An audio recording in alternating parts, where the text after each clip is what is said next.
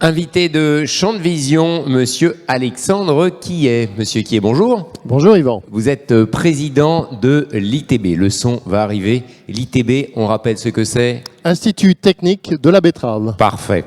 Quel est votre regard sur cette aventure que sont les Culturales édition 2021? Ça a commencé, ça démarre. Quel est votre regard dessus? Mon regard, la première, c'est de dire que c'est exceptionnel. C'est le premier événement avec du public depuis plus d'un an. Moi, j'en suis extrêmement satisfait. Je félicite la présidente Anne-Claire Vial. Je suis très heureux et l'ITB est content d'y participer. Alors, l'un des sujets qui vous concerne, vous, à l'ITB, c'est ce que l'on appelle le PNRI, le Plan National de Recherche et d'Innovation. Si on revient dessus, comment est-ce qu'on peut le décrire? Quelles sont les actions menées? Alors, ce plan national de recherche et d'innovation, c'est un programme de recherche focalisé sur la jaunisse de la betterave sucrière. Et que ça? C'est le fléau que nous avons connu en 2020 pour la betterave sucrière, avec le risque de mort de notre filière betterave-sucre. Le PNRI, c'est un programme qui est basé sur 3 ans, qui a un budget de 7 millions d'euros de financement public, qui viennent s'ajouter à un total de 20 millions d'euros partagés entre l'INRA et l'ITB. Vous dites sur 3 ans, c'est-à-dire il y a un programme, il y a un process? 21, 22, 23.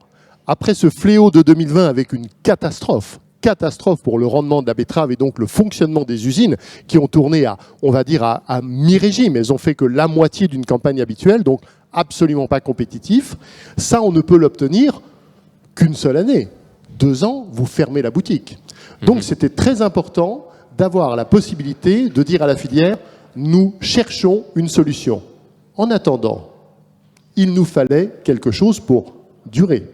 Et c'est ça qu'on appelle le retour des néonicotinoïdes. Qui a fait évidemment beaucoup de débats, qui a posé beaucoup de questions, et on a dit, bah voilà, ça y est, on remet le couvert, on peut réutiliser ces produits-là, alors qu'on avait dit, stop, ça suffit. Stop en 2016, mais ce que je peux dire aux politiques, c'est que c'est quand même mieux de rechercher des alternatives avant de voter contre, avant de voter une interdiction, plutôt que de rechercher après. Ce qui fait que le ministre, que je salue et que je remercie, le ministre de l'Agriculture a convaincu ses collègues du gouvernement de déposer un projet de loi qui a été discuté effectivement, Assemblée nationale puis Sénat, qui a été voté. Il y a eu un décret et un arrêté. Et donc nous sommes partis pour 3 fois une année, il faudra à chaque fois recommencer, pour 2022 et pour 2023. Rien n'est gagné. Mais nous disons aux agriculteurs betteraviers et aux fabricants de sucre, nous avons la possibilité d'avoir une réponse au puceron vert. C'est lui qui apporte la jaunisse, on ne peut rien faire contre la jaunisse. On peut faire quelque chose contre le puceron. Et donc notre objectif, c'est que les néonicotinoïdes pendant 3 ans nous protègent et il n'y aura plus de néonicotinoïdes en 2024. Nous devons donc trouver plusieurs solutions parce qu'une ne suffira pas. C'est-à-dire, une seule ne suffira pas, pourquoi? Non, parce qu'elle ne sera pas assez efficace. Un néonicotinoïde en enrobage de semences ne fait aucun mal en betterave. Aux pollinisateurs, aucun mal. Par contre, il maîtrise 100% de la population des pucerons verts. Donc c'est un outil formidable. Mais il a été interdit. La société l'a décidé à travers les personnes qu'ils ont élues en 2016. Nous devons faire avec, même si on trouve que c'est bien dommageable. Solution que l'on peut trouver qui remplacerait justement ces produits-là pour combattre ce satané puceron, ça veut dire un nouveau produit en tant que tel, une nouvelle technologie sur ce qui est projeté aujourd'hui? Non, ça en fera partie, mais on ne compte pas dessus. La première chose, c'est qu'il faut bien connaître le puceron, la virose et les auxiliaires qui se battent contre les pucerons, qui sont les prédateurs. Donc le premier axe de ce PNRI, c'est de mieux connaître.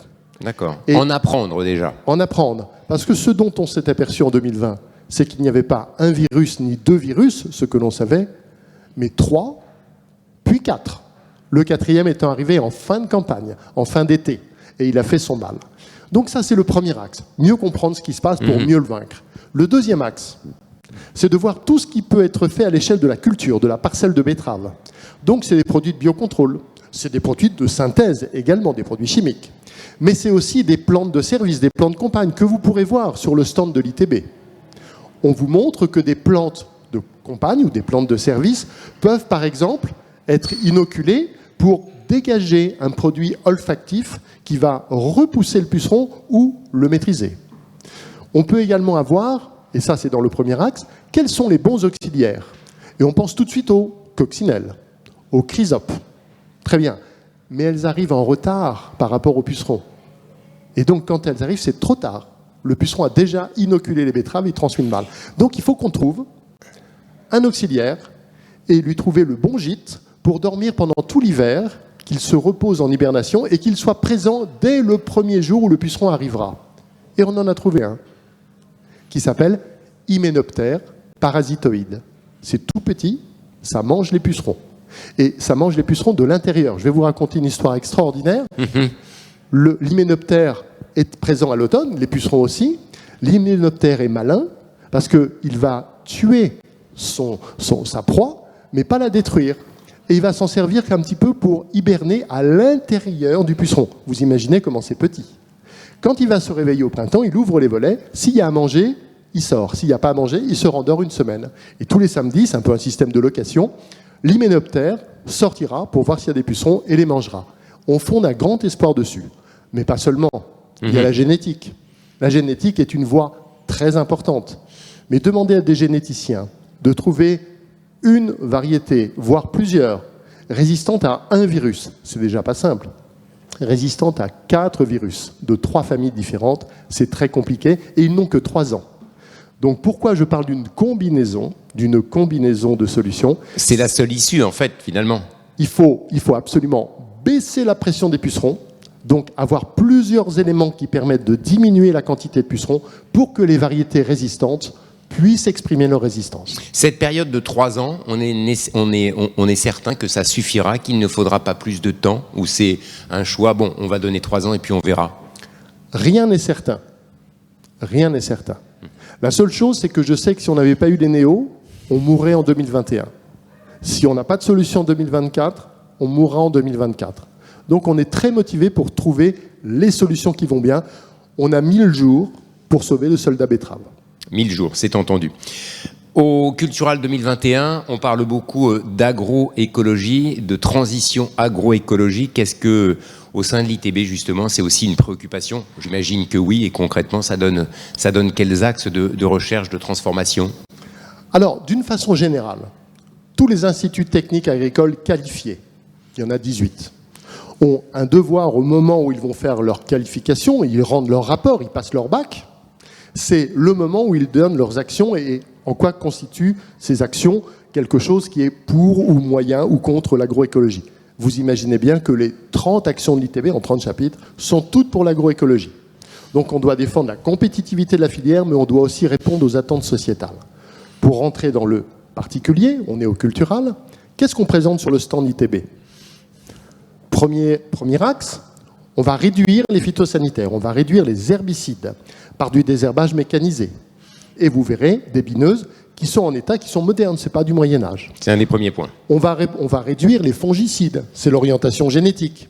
Et on dit, c'est notre message aux agriculteurs, aux planteurs de betteraves, à productivité égale, choisissez toujours la variété la plus résistante aux maladies. On va également présenter un itinéraire technique culturel pour faire de la filière, pour faire de la betterave bio à l'intérieur de la filière. L'idée n'est pas de dire « faut tous faire du bio », mais il faut aussi faire du bio. Ça représentera sans doute un petit pourcentage de la production sucrière, mais il faut l'accompagner. Non seulement ça les aide, les agriculteurs qui ont besoin de découvrir cet itinéraire, mais ça permet aussi aux conventionnels d'apprendre des choses. Et donc dans la filière bio, par exemple, les 2 exemples dont je peux vous parler, c'est de semer les betteraves en carré. Quand vous regardez le champ, vous avez l'impression que les lignes sont perpendiculaires. C'est exact, ça permet de biner dans les 2 sens. Et donc ça réduit considérablement le coût de la main-d'œuvre, qui est un des points les plus sensibles en bio. Et l'autre exemple pour la filière bio, c'est de repiquer des betteraves déjà, c'est du plant de betteraves qui ont déjà été semés ailleurs, dans un endroit où ça ne gèle pas. Et quand on les plante, eh bien on a quelque chose qui est déjà bien avancé et qui ne sera pas concurrencé par les mauvaises herbes. Voilà ce qu'on va présenter. Le 3e axe le plus important, c'est le PNRI, mais on en a déjà parlé.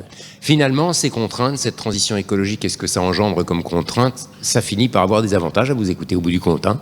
Oui, On innove, oui. on met moins de produits, on va tendre vers des solutions plus intelligentes, plus simples aussi quelque part. Ça nécessite un ou des efforts au départ pour finalement tendre vers quelque chose de très positif.